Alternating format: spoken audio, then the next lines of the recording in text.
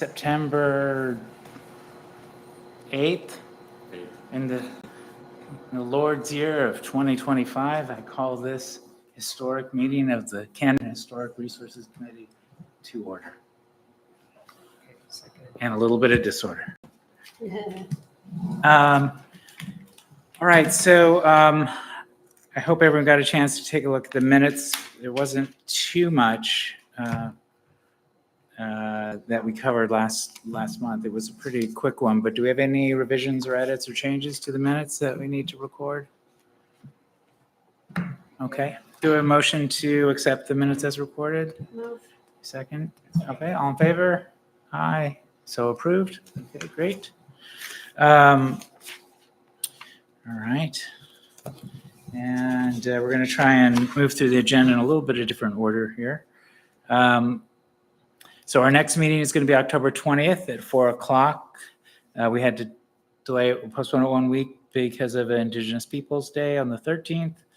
The select board has still yet to vote on membership to the committees. I know they are doing some voting tomorrow, but I don't know that we are on. So who is actually on our committee right now? We are still the committee until select board officially makes a new vote on membership. Membership persists. And there is one application for a new member. Meeting? Sorry. It is October 20th. Oh, I won't be here for that. Okay. I have a fabulous trip to Patagonia. To Patagonia. Which I'm happy to chat about after this. Okay, good. We'll be expecting pictures. Is that why you're doing all your hiking, getting and Yes. Nice. I'm trying to get ready. nice? So there has been one application to join the committee. That would be as an alternate member, but we'll see how that goes. But looking at the select board packet for tomorrow night, we are not currently on the agenda. I'm going to try and attend the meeting and recommend that they do add us, but if not, we'll probably be on the next one. Can you tell us who the applicant is? Is it top secret? It's not top secret. It's part of, it's in the packet. Oh, I'll just look at the packet. Don't worry about it. I'm just curious. I'm blanking on the name. The application didn't come to me first, which I think is a flaw in our system, but yeah. So just an update that the Pachak, I got to say it right. It's not Pechakucha. That's what I've been saying. I just found out today it's actually Pachaksha. Wow. Yeah. Is October 17th at 7 p.m. at the Strand. And they have been warning us that it does always sell out. So if any of you are interested in attending, get your tickets soon. So it will be a 3-person presentation between myself, Michael Scaling, and Danny. And as you know, the format is 20 slides, 20 seconds each. So it's a fast-moving 6-minute presentation. So we're going to be working out what our slides are and our presentation, but I have an outline created that we'll talk about after the meeting. My wife is also going to be presenting, which is kind of fun. She was a last-minute addition. Ken is not attending. I think he's on his trip to Turkey right now, but I could be wrong. So we do not have a select board liaison update. And That's away. yeah, and I think that might be why we're not on the agenda tomorrow, but I'm not certain about that because I'm going to guess Ken is not attending the select board meeting, and they may be switching roles for which committee assignments. Oh, right. So that might be why we're not on there. But anyway, that brings us very rapidly to historic preservation ordinance. And I'll just do a quick update because there really isn't too much to report on our side, but we do have members of the public who wanted to, please join us at the table, by the way, so our mics can, yeah, please.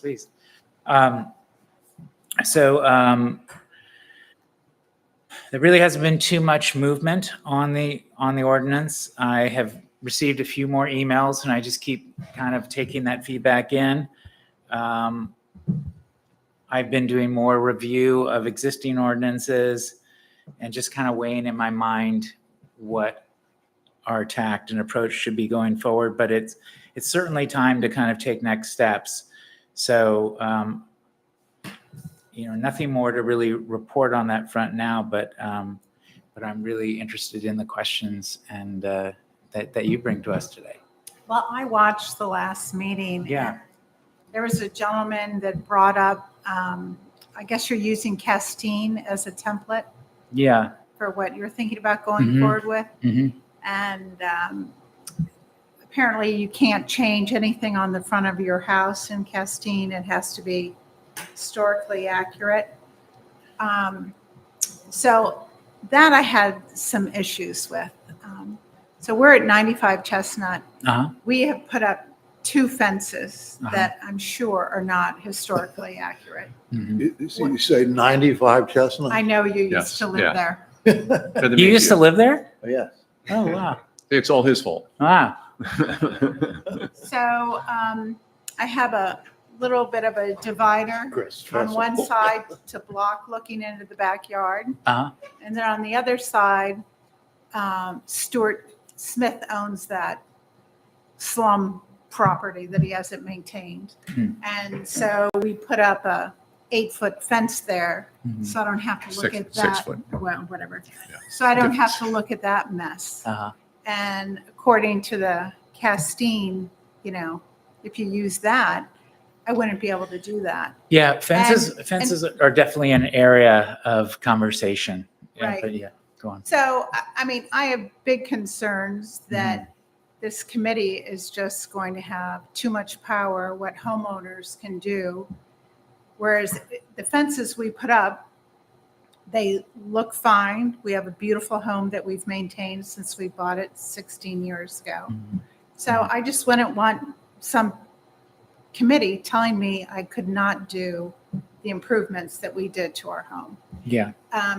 We have another home down south, and Charleston is very restrictive on Yeah. and there's a lot of historic homes. Yeah. But they pretty much limited it to, you can't change the facade of your home, Mhm. which I very much agree with because, there's some tear downs on Chestnut and what has been built doesn't fit in. And I understand this is what you're trying to prevent, Right. but I don't know why it can't be a narrower scope than so broad what this committee wants to try to do. So I would phrase, first of all, thank you. Yeah, I completely get your concerns. But our goal is to meet the requirements of becoming a certified local government I understand. for all the benefits of that. But it is not to create one bureaucracy for homeowners and to not work with homeowners and to have it not be a combative, completely limiting conversation. So But why do you need the federal? why do we need, Why do Well, you here's a need the perfect example federal why. approval? uh, it's actually state, but Our state. How do these things tie together? So we're not informed yet, so we need a lot of catching up. Yeah. But if you can indulge us and just explain, so I've heard about some sort of federal, I guess, state funding as part Yeah. of this. What does all that mean? so basically, And how does it affect I mean, you know, what goes into what becomes the HPO? yeah. So basically, you understand that historic preservation is a local ordinance, right? Most people assume that it's created by the federal government or the state government. But the guidelines and standards are issued at the federal and state level. So they have issued a whole set of standards they recommend that local ordinances comply with. If you want to be part of the state of Maine certified local government program, which is a program, there's certain standards you do have to meet in order to qualify for that. There are currently 11 cities, municipalities that Right. qualify as certified local governments. If you do qualify as a certified local government, then you get precedence to certain grant money that has been allocated to the state. So for instance, with Michael sitting right here, Michael Scaling is part of the Curtis Island Foundation. So they are looking for a lot of grant money right now to restore and renovate and rehabilitate the Curtis Island Light. They would have much greater access, we presume and hope, to that money if Camden qualified as a certified local government. But even if we meet those standards and create a historic preservation ordinance that conforms to those standards, it's still a review process with the committee. And that's meant to be a conversation with the homeowners. So the goal and objective of this commission, were it to become a commission, would be to work cooperatively with homeowners and balance that with the needs of the community in terms of, as you said, in Charleston, at least making the facades and the buildings conform to a cohesive look and appearance and meeting historic standards. So it's a hard thing because when you write an ordinance, you have to write things in black and white language and you have to kind of cover all the different possibilities, but it is still a conversation. There's still an approval process, an appeals process. And from all the conversations we've had with other commissions, they found a really cooperative way to work with homeowners, and that they actually decline or deny very few applications. They may say, can you modify this way or modify that way? But it's not meant to be that we've created a new bureaucratic office here in Camden that's going to be denying homeowners ability to maintain their properties or make choices for their properties. That's the intention. Yeah, I understand that, but something so simple as putting a little fence on the side of my house, I couldn't just go out and do that. I would need to file paperwork, get it approved, but that just seems a little overreach for me. Mm-hmm. But the first part of that was a question, which is if we were to add like the screen fence, which is lattice work, Mm-hmm. shaped, built by Phi, looks great. Mm-hmm. So it was an addition. My first question would be, well, tell me that there was never a fence like that there before, right? We would have that type of back and forth Right. with you guys. Right. But the answer is yes, we would have to get that approved by the HPO committee, whatever it's going to be. That's not fine. That's not determined. Fences is one of the pieces of this that we're still kind of discussing. And What about window replacements? yeah, that is, you're hitting all the Okay. hit list here. So Yeah. is it what Castine wants to do, which is no change to the front of the house Yes. and the appearance? Facade. So does that mean if I wanted to change my windows, I would have, my windows are original Mhm. in the front of the house. I've Mhm. replaced some of the older windows Yes. with replacement windows. Yes. Marvin or Pella Marvin replacement windows. Mhm. All right. So I thought so long and hard about that because we bought the house 16 years ago. Yeah. And I've not wanted to replace the windows. Yeah. Because I like the old windows with the imperfections in them. Right. And I don't care about the energy savings from new windows. Mhm. I decided to do it because I'm sick of having the sticky windows. I've got to use a piece of wood to prop them up because the sashes are broken, Mhm. all of those things. And the screens are terrible. So to make it nice and easy, have good screens. Yeah. At the front of the house, I opted to leave as it is Mhm. with the original 1849 windows in it. Mhm. But if I were to replace those, are you saying you would approve replacement windows? Or would I have to keep the same panes or take them out and find somebody to build new ones? 'Cause Yeah. in the discussion with Frank and Tom Fogg, or is it Fogg, from that's going to do the work, for some of the windows, we had a discussion that if I wanted to take them out and have somebody build me new frames, then I might be able to do that. But then they explained how hard it is to find somebody to do that, lead paint, all of those issues. You start to go down that slippery slope. Right. So when you say you have to keep the front the same, what does that mean? Yeah, Right? so I'm not the only voice in the committee here, but because the ordinance hasn't been finalized or drafted, it's hard to give you a definitive answer to that. Yeah. But I would say that it would be our position, I think I can kind of maybe speak for the group, that as long as you're maintaining the standards, like the appearance, the aesthetic, and you've made a best effort for historic preservation, that we would probably grant Yeah. what you. Because where I get concerned is on two fronts, the use of the word original, Mhm. because what does that mean? Right? Does that mean I have to take off my asphalt roof and put cedar shake up or something like that? Mhm. Right?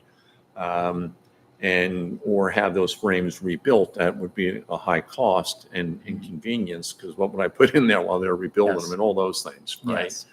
As opposed to consistent with the character of the historical district, Yes. which is much more loosely defined. Mhm. the flip side of that is this community that we're involved in, when we have a house in South Carolina, we were talking to Jennifer before, they literally have to approve what color white you use Yeah. on your house. We don't But want to there's go nothing anywhere. that says they have yeah. to approve it. They just took it upon themselves. We, from the beginning, have not wanted to go anywhere near that kind of regulation or Yeah. turning this into an HOA. Because we're all in favor of not having another orange house on Chestnut Street. Yes. Right? So yes, that's the flip side of our position is Exactly. we don't want another orange house yes, with, Alice in Wonderland handrails going down, exactly. the steps there. That's not where we want to be. But Yes. I walk down Chestnut and look at all the houses. Most of them are not original. Mm-hmm. I don't know of a house that's truly original on the street. Replacement windows are different flavors, aluminum windows, which I wouldn't like, Mhm. the black framed windows, which Right. I wouldn't Well, nothing would be approve if I retroactive. was on the committee. Yeah, nothing but- would be retroactive, first of all. So we wouldn't, there Nothing's would be nothing retroactive. about Okay. making homeowners revert to things that are not already pre-existing. But yeah, I understand that. That is the balancing act of wanting to prevent certain We're all things. for, Yeah, and we don't want those other things to happen. We're just Exactly. worried about it going too far, or 15 years from now, it's a different group on the committee that Yeah. thinks they need to control everything. And that's what happened in the Seabrook community where we are. Yeah, we're worried about that too.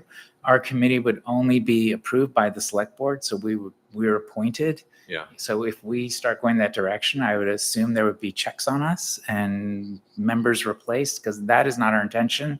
I know that's not much of assurance because, yeah, 15 years from now, who knows who's on this committee? And These things live longer than we do. exactly, that's not the trajectory we want to send this. So, yeah. But how did this committee start? Was it because of the tear downs in town and then that? This committee started many years ago. So we started with a controversy in the Village Green. So people wanted to, there was a controversy with the Garden Club. Chris probably knows more about it than I do. I wasn't here at the time. But there was a controversy with the Garden Club and usage in the Village Green. And this committee was born out of that controversy. And the work to create and install a historic preservation ordinance dates back 15 years plus. So this isn't a brand new thing. But Okay. Chris, do you want to share any history here, or? Um, I've always wanted to replace the windows, but then I didn't want to replace the windows.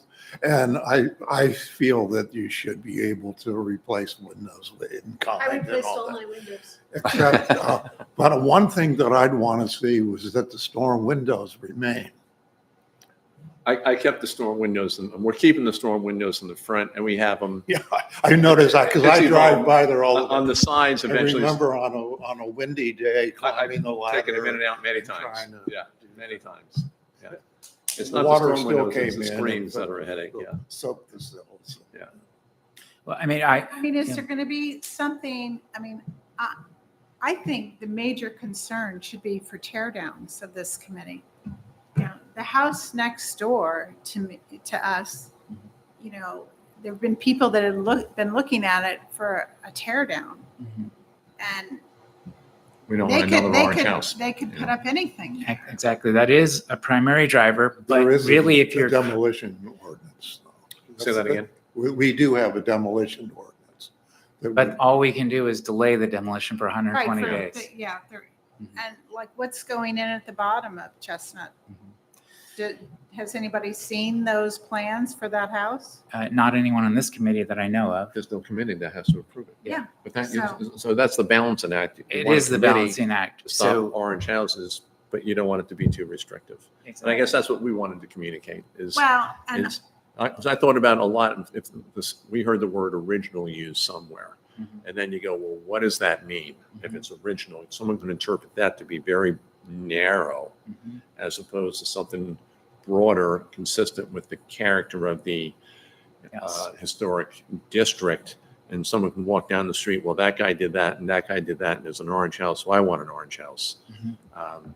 It's tough. I understand It the is. dilemma of And, how to and define it. again, the balancing act is you have to create certain language to cover all these cases and scenarios. Yeah. But then what it comes down to is this body The in committee. conversation with homeowners that we are empathetic with and will probably agree with more times than not, but the language has to conform to certain state and federal standards. Yeah. But then it comes down to a conversation of people Mhm. here in town that are Camden residents that have the exact same concerns you do. Yeah. So, Well, and I know you wanted, in your last meeting, you said you wanted to hear from the residents, and you weren't here yet, but I've spoken to all my neighbors, and nobody even knew about this committee. I've been encouraging them to come. Yeah. The only reason I heard about it is we had gotten a letter to our Pennsylvania address that was then forwarded.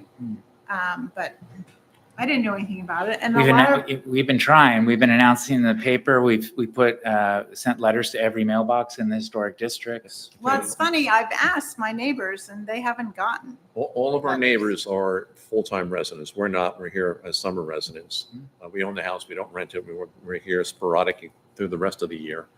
But all of our neighbors are full-time, and a couple of them are very into knowing everything that's going on, and they didn't know about this committee here. So there was also a vote last November and editorials in the papers. And We're we just sharing talked that. at I'm the sure you did all that, but Yeah. they're We informed people we that- will continue to try and get feedback and make people We aware, told- and it's going to come down to a vote next We're beating June. the So, drum to say, come down and hear what is being discussed and provide We've- input. yeah, we've talked about maybe we should have some neighborhood meetings, like just in private homes, in the Yeah. historic districts, informal chats. But yeah, Because we're the ones that are being affected, you Yeah. know, for the whole town to take a vote. Well, if you live 3 streets over there, this doesn't matter to them. Here, yeah. It's going to affect us and selling the house and, it you certainly know, impacts you. everything else. Yeah, it certainly impacts you, obviously, very much more directly, but it does impact them. And each person, whether you're in the historic district or not, is going to have a different set of pros and cons with Right. the ordinance, because there are benefits Absolutely. and there are Absolutely. cons. We understand. Yeah. Okay. So And the bottom line for us is we don't want an orange house. In exactly. order to have that, we know you need some kind of rules, Mhm. but just give a lot of thought to it in terms of the wording so you don't end up with what color white paint to use. on a Paint house is as definitely opposed not to- in there. That's one thing I can guarantee. Yes. I just encourage you to stay engaged with us, and We I will. will Thank add you you for to your our time. mailing list. So when we take public input, you're there. I mean, And- I brought pictures of the house to show you, and I'm sure the fence would not, Yeah, show them so they can see. according to Castine's bylaws, the fence would not be. No one's going to approved. make you take your fence out. If your fence is No, there. no, no, but I'm It was more just about saying. putting one up if we were now You with know. this house next to us. That's why we Yeah. would not have put up the stockade-ish type fence Mm-hmm. between us and Stuart Smith's house. Stuart, he owns that now? He's owned it for about 10 years. He bought it to keep like restaurant workers in. And then during COVID, that fell apart. Because he had maybe 8 or 10 people living there. It's because it's 2 separate houses and they divided the Right. rooms I up can't into speak smaller for the units. benefit. And we didn't have any problems with the kids that were staying there. But now he's had 2 full-time renters in there for at least 5 years. One's moved out and it's empty because it was 2 separate houses that was joined in the middle and it's being sold as one Yes. house. So it's 2 separate units for 2 I different can't speak for the families. committee, especially And one without is- the one existing side is ordinance, still but I occupied. cannot see why we would. But ever it's make in, that it's in really very, very bad shape. Oh, 97 and 99. Excuse me? 97 and 99. Yes. Yes. There is a fence there. It's been, We put it up. okay. But there was a always wire always fence. a wire fence. There was a wire Well, fence. I took that All right, out. well, we got to and move put on up with the this- meeting. But thank you very much for coming. Thank you very and much. and, Also Appreciate a it. bunch of trillium in there. And this will be ongoing, so don't. Thank you. We'll Yes. stay, we'll stay in contact and look for updates on the web so that we're more informed. But, and thank you for moving this up instead Yeah, of yeah, sure, no problem. at the end. Jennifer, nice meeting you. Thank you. Ryan, Nice Chris. nice meeting you both. Thank you. Okay, so Hello, Mark. what a funny coincidence. Excuse me? What a funny coincidence. I didn't know you used to live there. I didn't know you used to live there. Oh, yeah. Wow. My kids grew up there. Wow. Their first 10 years. But were they not the homeowners directly after you, or? No, that's it. Right after I put an addition on the back and all that. Okay. It's a neat little house. Yeah. But then MB&A bought it.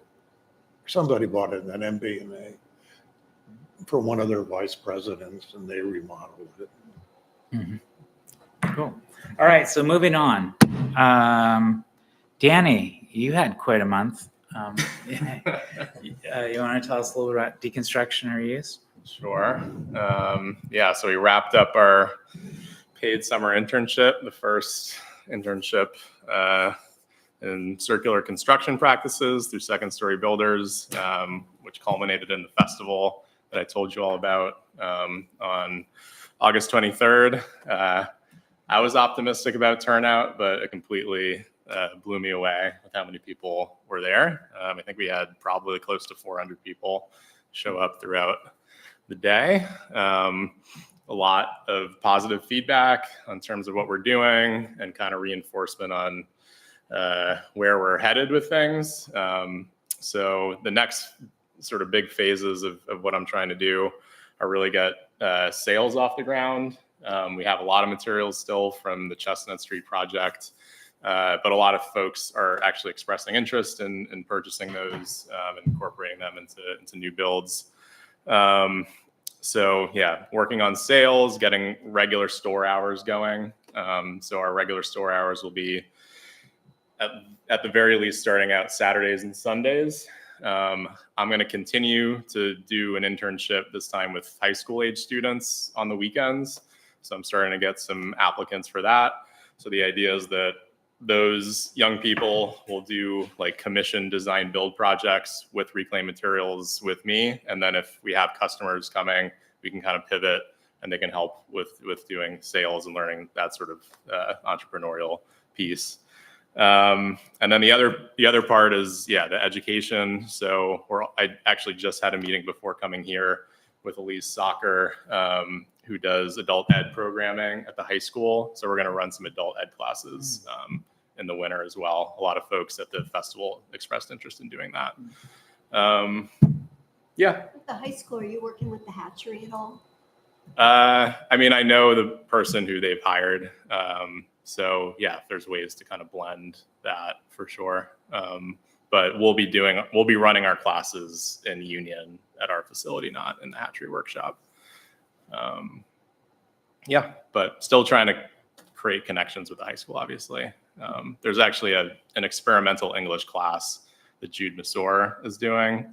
That's going to be I'm going to be working with them this week on part of our housing project that we're doing in Rockland. So that'll be interesting. I was talking to a builder yesterday, I think, and he's building homes. And he was talking about wanting to use recycle material. Oh, and I was like, Who is that? I'll tell you offline. Okay. And I mentioned Second Story to him, and he's like, I don't know them, but there's this great place out on Union. Cool. Does their English class involve writing about local history? Or? Yeah, so she's doing an English class that's sort of like, okay, well, we're not gonna focus on like Shakespeare and the stand, but like, what is English really about?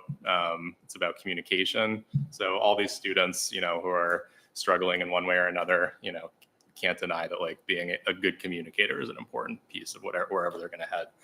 So she's trying to also do more experiential learning. So like working with organizations outside of the school. I think she's going to do something with Homeworthy, something with Midcoast Habitat.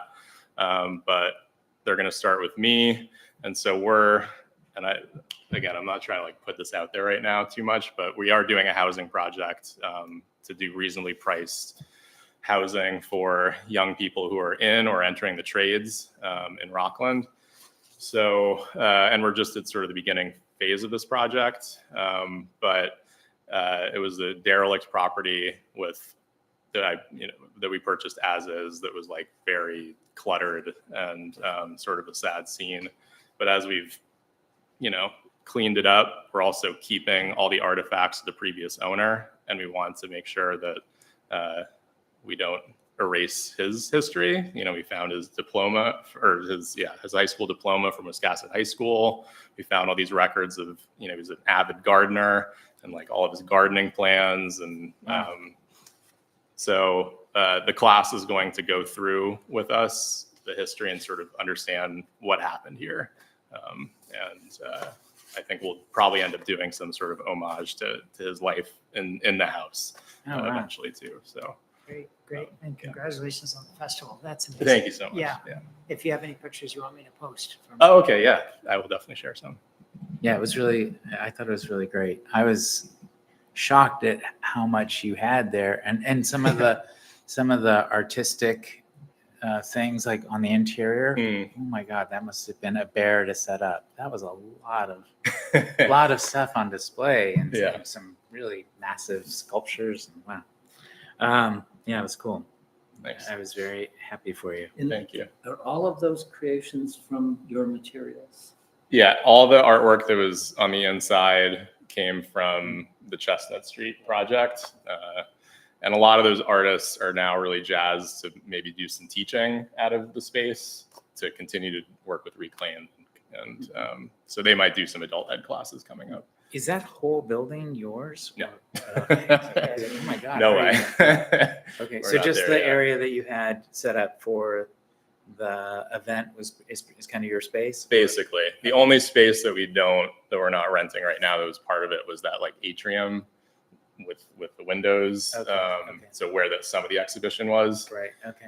But we obviously our shop and sort of that back space where the bathroom is and stuff, we're renting that. And we just recently started renting like where I guess you couldn't really see it, but there was like a counter Uh-huh. and then like behind where the exhibition was, that space we also control now.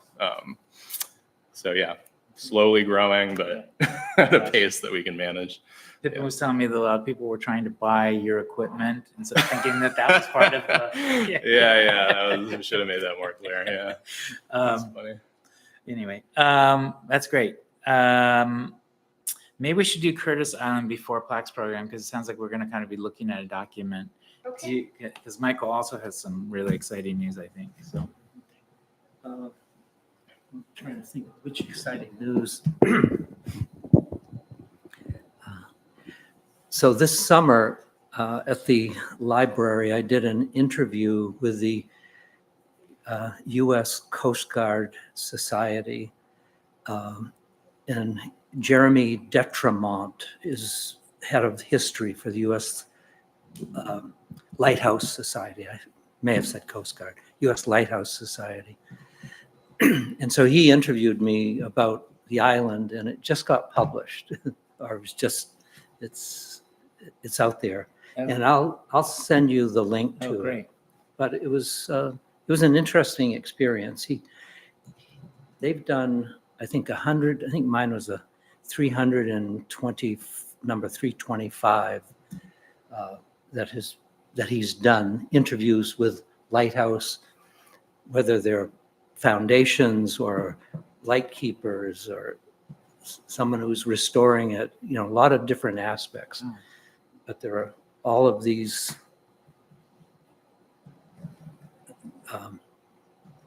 interviews that you can listen to, Uh-huh. and it was nice. Yeah, it was cool. kind of fun. So that's one. We also have been raising money. We've raised over 125,000 this summer, actually in the last few weeks, and we've got quite a few people that are sort of pending. I haven't heard from them directly, but what we're trying to do is raise the money it's going to take to re-roof, and not just the shingles, but the woodwork, the wood structure on the light station. I mean, in the caretaker's house, lightkeeper's house. I was out there today with a couple of folks that are advisors to us, an architect and a builder, and looking at, so what's the process we should go to? We've been saying, let's just do the whole roof structure and do it all. And so we're kind of easing back, I think, in terms of not trying to replace everything, but just take it down. The feeling was if this could be sanded and we could really see where things were really rotted and not, and And instead of doing sort of a lot of new moldings and molding type gutters, that there's a less expensive way to do it. And so that's what we're kind of going after, because we thought we could do it for 150,000, came in double that.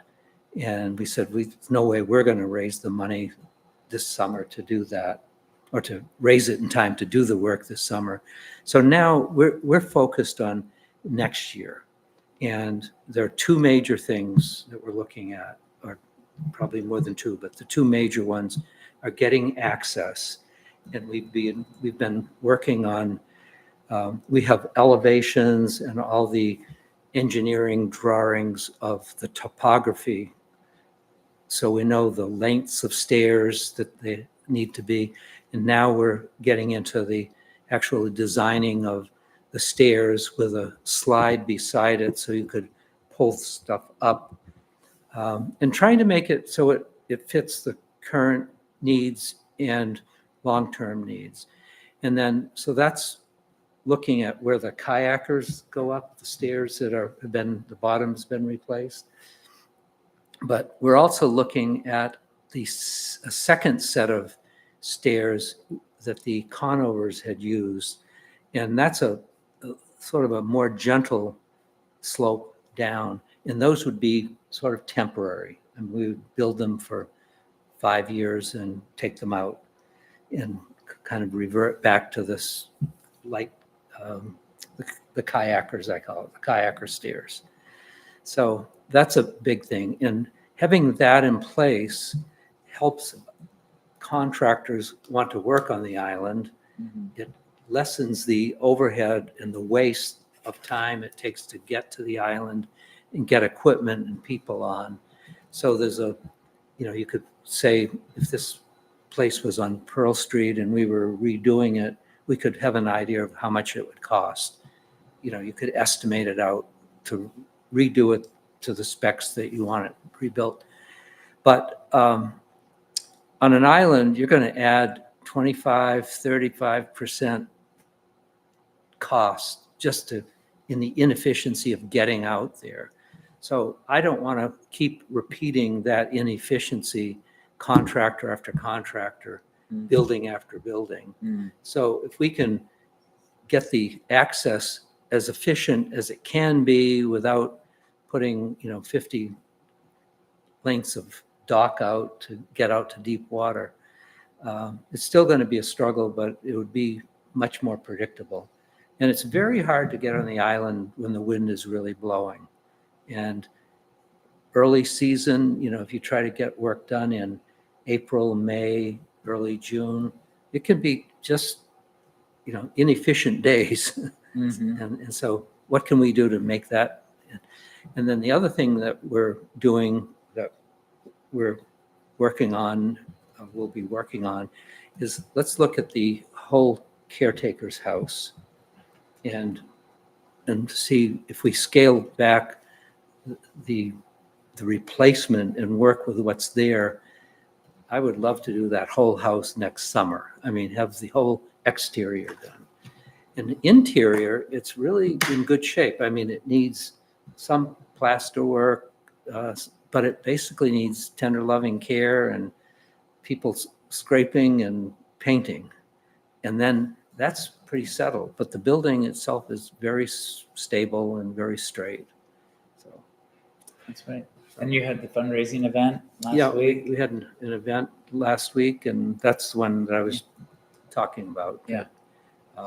We raised some good support. I thought it was a great event. Thank you. You did a good job. Thank you. Okay. And Great. we are going to have probably a fundraiser, I think at the waterfront in November. And we don't have the dates yet, but we're working with Sam on the specific dates. And that's going to be more open, more community, really community focused. That one. That's great. Yeah. Cool. All right. And should we move on to the plaques program? Yeah. Thank you for sending that document. Does anybody not, here's the existing one. If anybody wants to know what the old one looks like. And then, does anybody need a copy? I printed out copies. Yeah, The draft. like, Sure. I only printed 5, sorry, Mike. Do you have it? So, So I had a question before you go into it. So, you have the language embedded here. So are you imagining that so this? this is the old one, Mhm. and I took it to create the new one, You took it to what? to create the new one. Uh-huh. But so in terms of use, is this going to be on our website? And so the links are embedded into the website page, or is this the brochure with the This is application? not the brochure, this is not that trifold brochure. That This is- would have to get redone after we decide what. So we this want is to just do. what's on our for the website. program. Does everybody have one of these? You just gave me 2. Is that, Pass them around. So this is more, what's the program going to look like? Yes, As this opposed is to the our brochure. document for us, and then we can do the trifold. And, I mean, we could put this on the website. There's no reason we couldn't. Yeah. But I just wanted to get feedback from the committee. And then I had on the last page, this section of open issues and questions. Yeah. So to summarize in short, what I have done is, if you recall, there are 3 plaques today that you can get. There is a basic plaque, it's round, and it just has the date on it. And then there is what's called a Camden Historic Landmark plaque. And that's when you say, my building is built in 1860 and it looks still like it looked when it was built in 1860. Basically, I'm being very high level here. Yeah. right? And then there's the program, if you're in one of the 3 historic districts, you get a plaque and it has the date and it says National Register of Historic Districts, and it says like High Street Historic District or Chestnut Street Historic District. All 3 plaques are slightly different. The date only one is very round. The other 2 are kind of oval shaped and they have like this fancy thing around the outside, and they're a little bit bigger. So it was Pat's recommendation that we get rid of the basic plaque.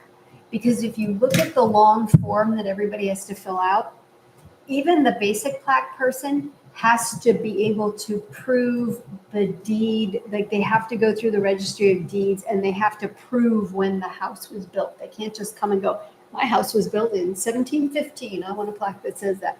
So doing all that work is pretty much all the work that you need to do to have the fancier plaque that says it's a Camden landmark home or whatever it says. So she said, get rid of the basic one. And I will talk about what my issue is with that when we get to the end with the issues. So I've rewritten this with no basic plaque. There's only 2 plaques you can get. You do all the research, you find out about your house, you prove that it was built in 1715, and you get the Camden Historic Landmark plaque, marker, whatever it's called. Or if you're in one of the districts, all you have to do is prove that your address is in the district. And I have an issue with that too, that I didn't even write on here because Pat emailed me back very late, and we are just emailing but haven't actually talked because she's been very busy. So And we you don't need to could- go you through could this. get I think, what is the National Register plaque if your home is outside of a district but is on the National Register? That's a whole separate thing. Then you go Okay. get your own National Historic Landmark plaque, and you're like so far beyond us that we just bow down to you. So we don't have to read through this in gory detail. I don't want to make everyone go through it. You can go through it. There's probably typos in it. Pat found a grammar mistake. I just wanted to get something down on paper to start talking about it. But I had a couple of issues that I wanted to bring up, and this is not going to be finalized this week. I'm envisioning this as being an iterative process, and I'll take feedback. And if you guys want to send me emails, I'll come back with something else next month that's more updated.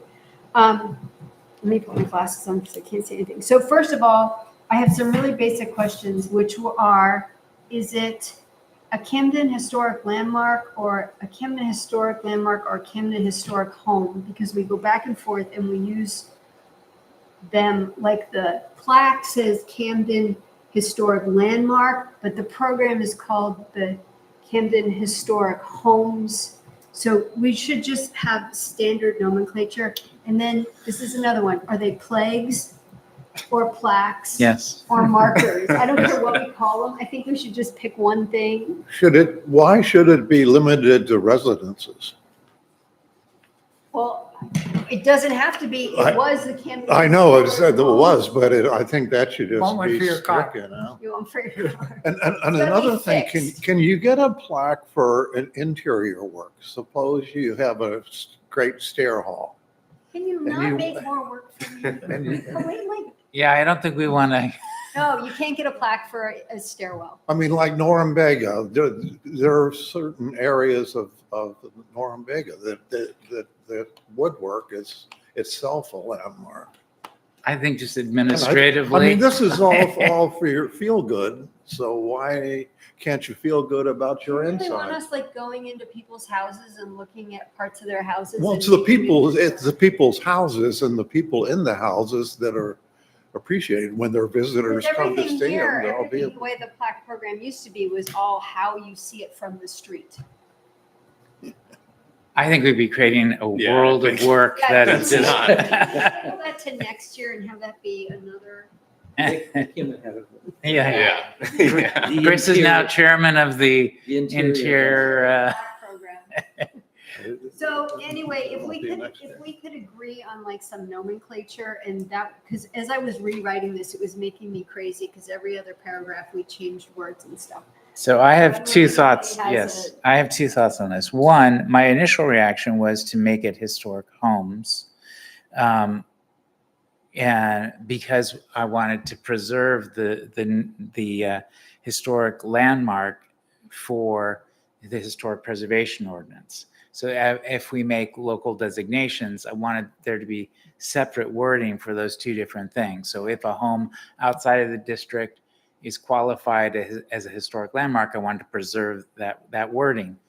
However, our existing plaques say landmark on it, and we don't want to have tons of different plaques throughout the, If we use Camden On Historic- homes, it says that. yeah. It Oh, says My on plaque ones, it says, Camden Historic Landmark. yeah, And the benefit of that is it answers your earlier question is why does it just have to be homes? yeah. Right? It could be a church, it could be the post office, it could be a storefront. Right. So that would eliminate that. So is there a potential problem? I'm at my house, I apply for the program, I get the plaque, I meet all the standards, I've got the plaque, yay. But I'm outside of the historic district and I have not petitioned to become an official Camden Historic Landmark in terms of participating in the historic preservation ordinance. Is there any confusion there? Plaque has nothing to do with the ordinance. But no, we know that. Right. I'm just wondering, are we creating confusion I about don't think that so. The distinction? ordinance has been very clear that it only applies to the 3 historic districts and the buildings. Oh, so you're saying because in the section of the ordinance, we say these landmarks. So by creating a home. And we've a also created a landmark- pathway for a home that is not in a historic district to apply for designation. So So have we that, already designated a bunch of houses as Camden Historic Landmarks? Yes, we no, have. Because they No. have a plaque that says Camden Oh, Historic Landmark. as part of this program. Yeah. Yes, we have, yeah. But they're not part of the ordinance. Right. That's what I'm wondering. Is that a confusion about those two different designations? Because now, because in the HPO, don't we have a list of these landmarks? Yeah, but none of So- those homes, But Yeah. none of them are people's homes.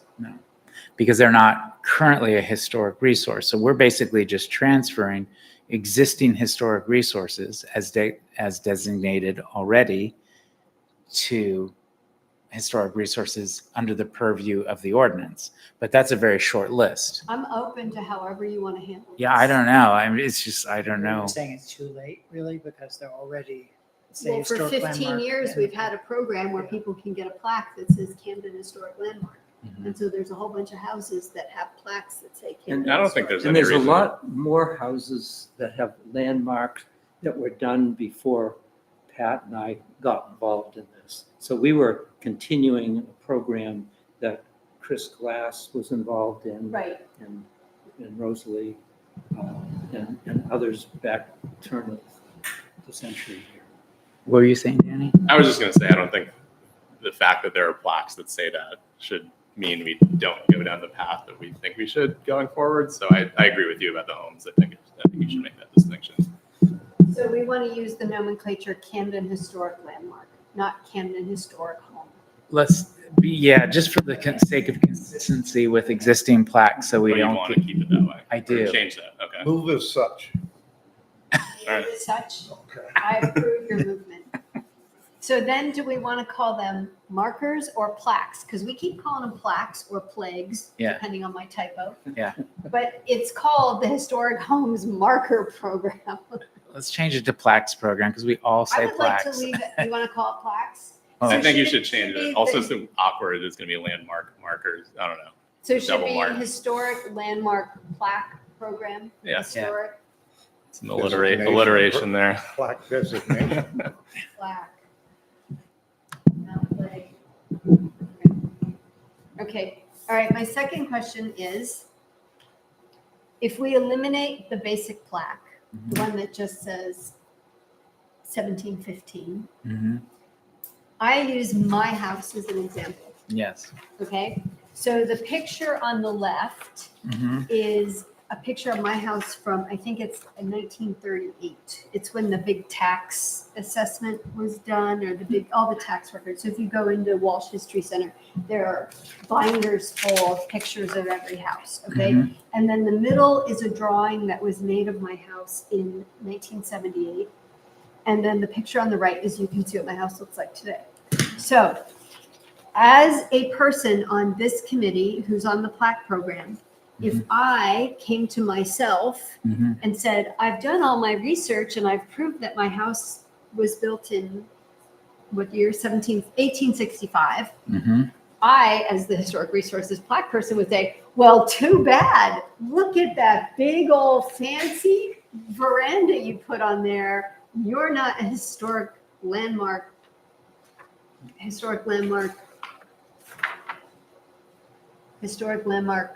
Yeah, I would say you're not. I would deny myself a plaque. Hmm. Right?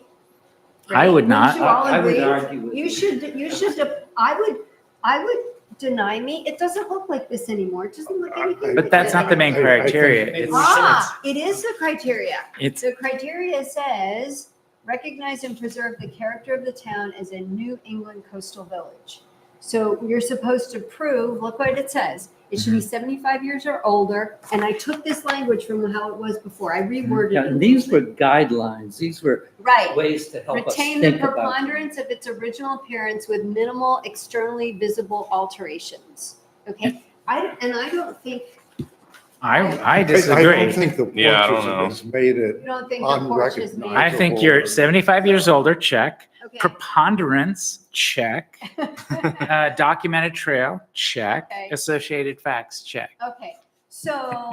The we're- structure, it we're- doesn't matter, the structure that's still there was Is done still in there. 1765. So you don't care about my new roof, my new windows, my I do big ass not. porch. It was not torn down, reconstructed as Not at a, all the same standards as the HPO. yeah, exactly. It's not the, Okay, so the keyword, so then, because I felt bad then, I'm like, I would want me to have a plaque because I proved how old my house is. Yeah. See, but you see, I have a little plaque, but I didn't know about this program, so I just went and made my own plaque. How is it listed in the historic district? How's it described? Is it It's described like as this house. altered beyond?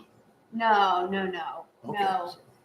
because it was, I think the porch, when did it get on the historic, when was High Street? 96, I think. Okay, the porch was already on, the porch was put on Yeah, in so it 90. passed muster Right, okay. when there All was a right, so serious review. we're all okay then with eliminating the basic plaque. Because Yes. I've been working with someone who applied and they were like, oh, it's so much work. I just want the basic one. And I was like, well, dude, I'm sorry to tell you, you still got to go through the deeds and you got to prove when the house was built. It Mhm. doesn't matter if it's basic or the fancy one. Mhm. So, okay, so we're good with this. And- As long as those guidelines are very lenient, like we Right. talked about, not Okay. at all like HP. So tell me if the rest of you agree with this. I don't know what the language is, but to me, the intention of this program is different than the HPO. Right. The HPO is creating a standard for preservation of history in the town, Right. and it's much more technical. This is more a This is about value keeping our judgment. story alive, keep recognizing Right. people who are taking the effort to care about history. Okay. Yeah, it's a much lighter standard. Yeah. Okay, I do have a question. I have one more question, and then I will go back and take all your input and I will Mm, rewrite this all again for next month. So in the historic district, and Pat had just sent me an email about this that I just got it like an hour ago before the meeting. So the qualification Pat told me to get a marker that it's Camden High Street Historic District or Chestnut Street, all you have to do is have your building replanted there. You don't have to prove anything. It can be that ugly orange house that they just built 2 years ago. So No. the ugly No. orange house, why not? That's not what Pat said. Pat said it. No, all she the didn't. I don't think she intended that, or however it came across. Anything that was in the review when that review took place in 1996. And so new Ah, construction would after be that. outside that, and maybe she Okay. didn't get that. So it But has to have been existing at the time the historic district was formed. But then if there was new construction post that if we passed the historic preservation ordinance and that new building was then added or recognized as Yeah. being part of the district, Mhm. then it would also Do we qualify to. really we have to do this though, so that orange building can't get a plaque. Exactly. Oh, they However we can. do this, we That can't does let not them- preserve that does not preserve the character of the. Okay, so it has to, so I'm trying to write some criteria so I can be clear. I want everything to be like written. So it has to have been in the district at the time the district was formed. Well, these are guidelines that, Well, We're that's what we're thinking of making them it. up. so, And it has to conform to the, what's the words we Well, use? the language would be character something like, of the town. wouldn't be the language be something like at the time of designation, of the historic district. district, is it a contributing property, right? That's the language, But right? even non-contributing can get, Pat was clear Flags. about that. She said non-contributing structures in the historic district. I have her What email. non-contributing structure in the historic district would be worthy of a plaque? I can't That even think orange, of- no, it would not be. And- Pat Because everything's said- spelled out in the application to the registry is a contributing, right? There's not. Pat said any building that was identified in the original application and approval of a historic district. Which would be all even the, If non-conforming is considered a member of the district and is eligible for a plaque. non-conforming or non-contributing? Oh, I'm sorry, non-contributing. I don't see where 1998 has anything, really has any input into it. It's a structure that's 75 years old. Yeah, as long as you've got. Does the- it have to be the 75 years old? Yeah, we have, that's a first criteria. No, that was the criteria for ours, that's not the criteria for the National Historic. Oh, I think this should be the criteria for every plaque. Okay, so it has to be 75 years old. Yeah, I yeah. was gonna ask you about that too. Like, do you ever get applications for houses built between 1925 and 1950? I Well, have maybe should be not. 100 years older. We can make it whatever we wanted. Right. I mean, I'm just curious, do you ever get, I've only gotten Houses. 2 and they're both old so Yeah. far. I mean, you mentioned one that was built 1920. The homeowner thought it was He older. still thinks, he had talked to the prior owner and he thinks the house was moved. Yeah. So I sent him away to do more research and prove that it was moved. Yeah. Yeah. That's my favorite thing is send people back to do more research. Yeah, I mean, that's I good. helped him get back to 1920 and I went Yeah. through a lot of tax records and stuff and I got him there. And then he's like, no, the house was moved from somewhere. And I'm like, here's the Camden Herald Archives. Go knock yourself out. Prove it. Well, I mean, Yeah. maybe it should be 100 years, 100 years older. I mean, now we're getting into houses built in 1950s now, so. Yeah. Yeah, and that's Yeah, a just totally like- different architectural style. Yeah. Mhm. Or we could have a date. It doesn't Means- have to be that it's 75 years or 100 years. We could just say it has to be pre 1950. 19. We could pick any year we want. Well, 75 years is more 75 years. consistent with, Yeah. with national standards of what's called historic. But if our intention is to, as we say, preserve the character of a New England coastal village, Right. that's a different criteria that places it older than 75 years. Yeah, I mean, that could be less than 75 years and still be contributing. that's true.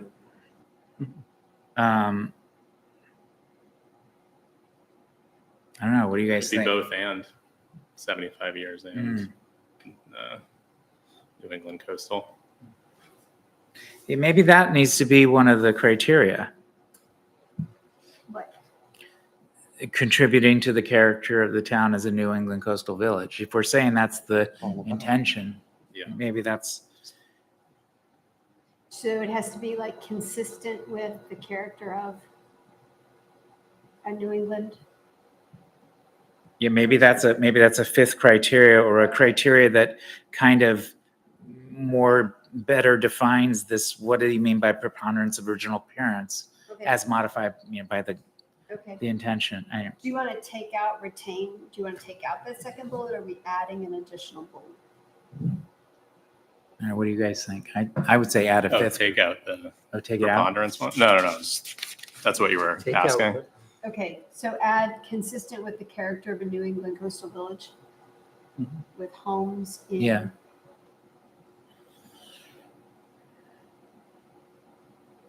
Should it be with homes or with structures? Consistent with structures. Okay. Wait, sorry. Do people think we should remove the retain the preponderance part, or just add this new We one? need something here to make it sound like, Do you go down and inspect the house? I mean, do you? look well, at- they give me pictures of it. Yeah. I wouldn't, I mean, if I the wouldn't orange people specify came the here, I would be windows and the like- doors, then we're getting into all that Yeah, I agree. controversy over, Yeah, I think you can get rid of that last clause. So Just the preponderance of the, Okay, take out such as. Historicity. yeah. Okay, Historicity is really all that Authenticity. matters, Historic- because we don't talk about anything. okay. did you use the word authenticity? historicity, right? Is that what you said? Okay. Okay, so, all right, so I will make these changes. I will add the bullets we talked about. I'll consistentize the language. I'll add the qualifications for the historic district. Sorry, one more question. Yeah, I know. So I was a little confused by, if you're in a historic district, you've already been qualified at the national level. You're on the registry. You are a historic home, right? No, an individual home is like part of the whole historic district. Like my house is not on the registry of historic places. High Street Historic District is on the registry, and my house is just one component of High Street. Listed in the application as a contributing property. Right. Okay, so I see. So if I'm a home in a historic district and I want to be on the National Registry of Historic Places, that's a separate application. You wanna I be have to. you yourself, my like home. Chris's house. Mhm. Yeah, but I'm already in a historic district. That's You have to make an application, you go to have to Augusta, apply. get them to approve it. Okay, I should have known that detail, but okay, so that's interesting. So then our plaques issued for homes within the historic district are just recognizing that home as being a part of that historic It district. says, like High Street Historic District, and then it says National Register of Historic Places. And is, it has and is the that date. wording, you think, clear that this home is part of the historic district rather than it itself is on the National Register? The way the plaque looks is, well, it's very hard to see on this. it says across the top, National Register of Historic Places. And then I'm trying to, and then under, on the inner circle, it says High Street Historic District and has the date. Is that a plaque we designed? Yes. Yes. Do you find that wording confusing? It's very hard for me to see on this. Like I can't see what the, I'm gonna have to go home and look at the actual the actual brochure. I didn't bring it with me, so I'm just trying to look at it online and it's not high quality. I guess it's a moot point because the last thing we want is 10 different plaques out there. If that's the way, I think we What should days? stick Yeah, with yeah. the same Yeah. plaques that we have. yeah. And one other thing on the basic plaque, one reason we went that way is that they were less expensive. Right. I found a manufacturer who could produce them at, I don't know, $50 or $60. Hmm. The others are all well, those are kind of custom made, but it's in a mold. I did a lot of work looking at who can make these, and so right now, Richard. Yeah, but he's not gonna be making them anymore. Pat told me he's like Well, stopping. we don't know, but he's not going to make them forever. Yeah.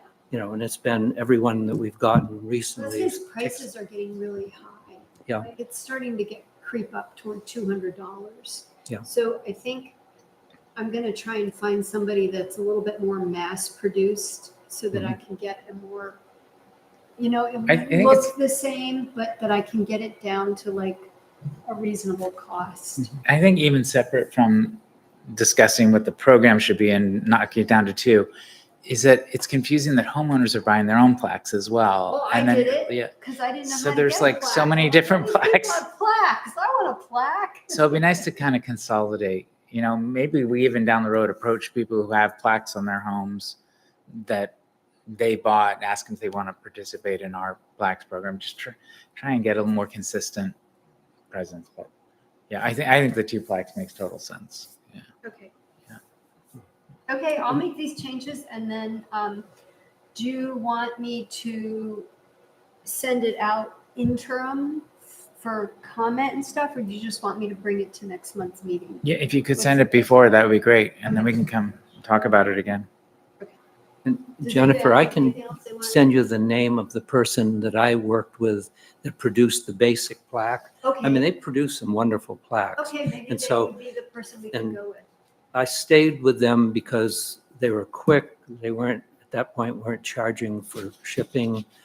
And I thought it was a pretty good deal. Okay. And I think if you create a new plaque, there would be some cost in creating the mold. Right. And then, anyway, that's a kind of a technical But my thing. intention is to keep them looking as much Yeah. And- like they look right now as possible. Yeah. And so they make all kinds of plaques. And so Okay. it might be a good place. I found them really easy to work Sure, with. send it to me, because I haven't started looking yet, so I'm happy to start with that. Okay. Richard's getting a little long in the tooth also. I'm sorry. Richard is getting a little long in the tooth, Richard Remsen. Richard's, he's Very done a history, great too. job, and these plaques were designed, I think, pretty much by Chris Glass, or he designed one of them anyway. Okay. Anybody have any new business or anything else to discuss? All right. Well, motion to adjourn. So moved. Second. All in favor? All right. Fantastic. Thanks, everyone. Thank you.